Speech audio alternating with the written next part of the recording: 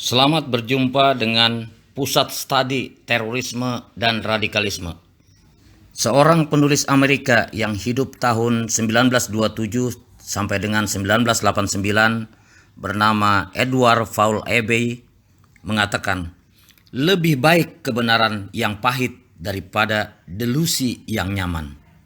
Dengan konteks demikian, maka mari kita membahas tentang fundamentalisme dalam counter-terrorism. Fundamentalism adalah terminologi yang enak diucapkan dan didengarkan, sehingga istilah ini pun menjadi tren seiring dengan trennya counter-terrorism. Menjadi pertanyaan, apakah fundamentalisme itu pondasi pemikiran dalam counter-terrorisme ataukah labeling terhadap objek counter-terorisme? Untuk itu maka perlu dilakukan pemeriksaan, penelitian, pembahasan, dan berbagai upaya-upaya lainnya sehingga menjadi jelas terminologi fundamentalisme dalam counter-terorisme.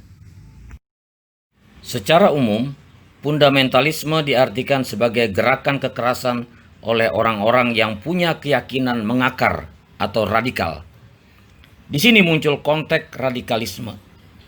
Ketika dimasukkan ke dalam lingkup counter-terorisme, maka fundamentalisme berubah menjadi counter-radikalisme. Terminologi counter-radikalisme ini sesungguhnya cacat semantik. Karena radikalisme itu dapat dipahami sebagai teguh pendiriannya, kokoh keilmuannya. Jadi, apakah kita dalam upaya membuat orang tidak berpendirian? Sambil membahas berkelanjutan, maka kita perlu membuat catatan atau alur perkembangan terminologi fundamentalisme. Kita lihat dalam skema bahwa fundamentalisme telah melahirkan terminologi counter-radikalisme yang lemah pondasinya.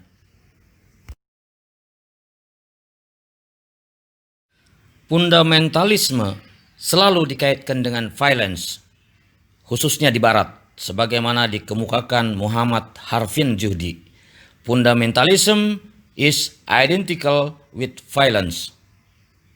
Karena unsur violence ini, kemudian muncullah istilah counter-violence, dan untuk menunjukkan keadaan luar biasa, ditambah dengan ekstremis, sehingga menjadi counter-violence ekstremis yang disingkat dengan CVE. Istilah CVE ini kedengarannya sangat keren, tetapi sesungguhnya cacat makna dan bias. Bahkan tidak jelas maksud kata ekstremis dalam kalimat itu. Apakah perbuatannya tetapi sudah ada violence, ataukah menunjuk kelompok tetapi kelompok yang ditunjuk juga tidak jelas. Kita masukkan CVE ini dalam skema cabang-cabang terminologi fundamentalisme, sehingga seperti terlihat pada layar. Selanjutnya, terjadi gelombang untuk meletakkan terminologi fundamentalisme pada Islam atau menyatukan Islam dengan terminologi fundamentalisme.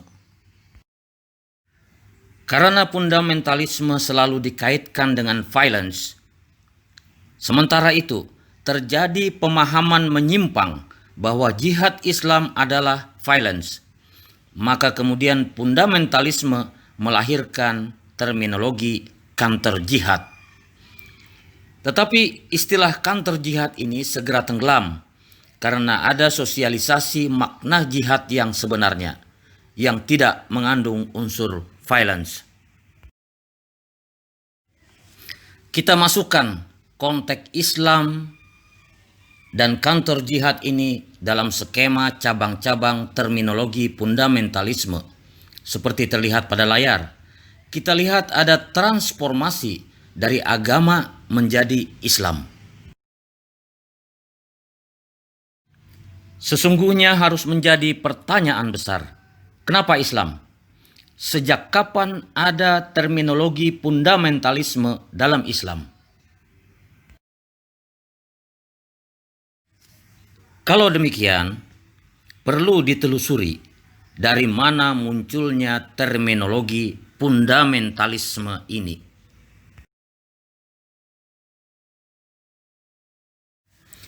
Fundamentalisme lahir dari rangkaian artikel antara tahun 1919 sampai dengan 1923 di Barat, yang berujung konflik agama dan tidak ada kaitan dengan Islam. Pihak yang dianggap negatif dalam konflik agama itu adalah yang mendukung kembali pada teks-teks Perjanjian Lama dan disebut sebagai The Fundamentals.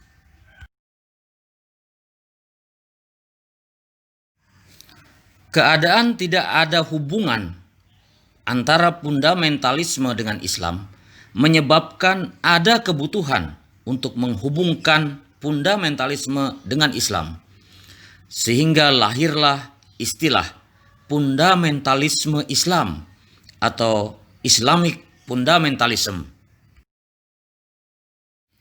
Dengan demikian, kembali tumbuh cabang baru fundamentalisme, sehingga skema cabang-cabang terminologi fundamentalisme seperti terlihat pada layar.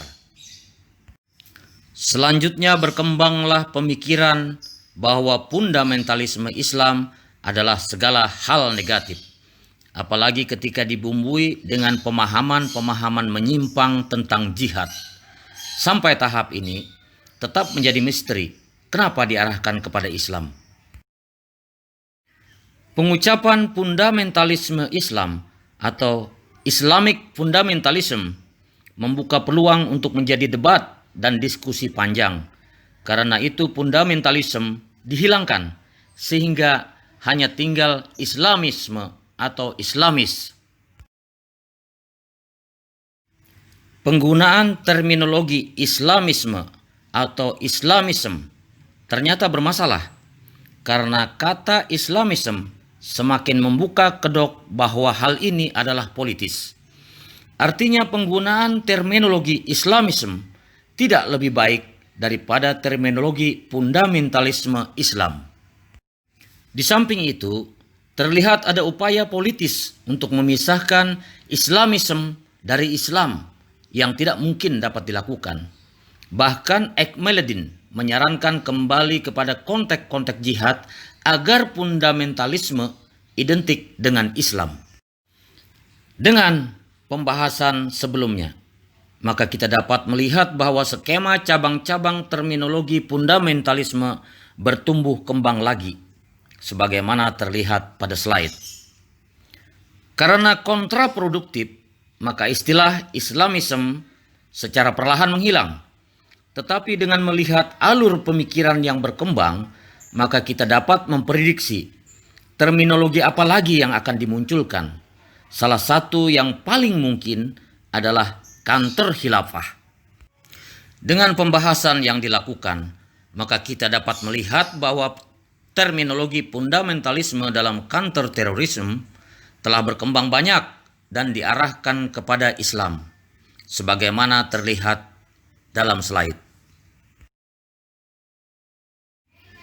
Pada akhirnya, kita dapat melihat bahwa terminologi fundamentalisme dan terminologi turunannya yang diarahkan kepada Islam dipenuhi oleh berbagai cacat dan tidak layak digunakan. Sebagai kesimpulan, dapat diungkapkan bahwa ada permainan semantik dalam perang terhadap terorisme dan radikalisme. Demikian apa yang bisa disampaikan. Semoga bermanfaat. Saya Firman Padilah.